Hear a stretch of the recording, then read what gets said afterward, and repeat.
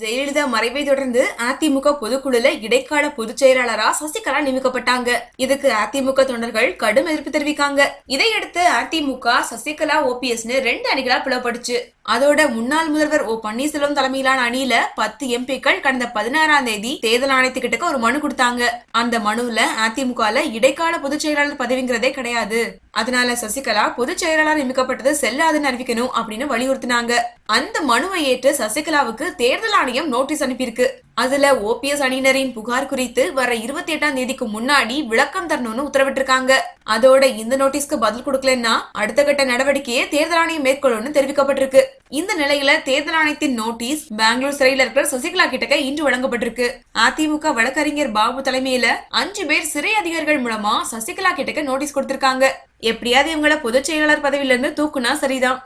இந்த வீடியோ பிடிச்சிருந்தா லைக் பண்ணுங்க, வீடியோ பத்தின கமெண்ட்ஸ் போஸ்ட் பண்ணுங்க. மேலும் இது போன்ற தகவல் தெரிஞ்சுக்க எங்க சேனலை சப்ஸ்கிரைப் பண்ணுங்க. நன்றி.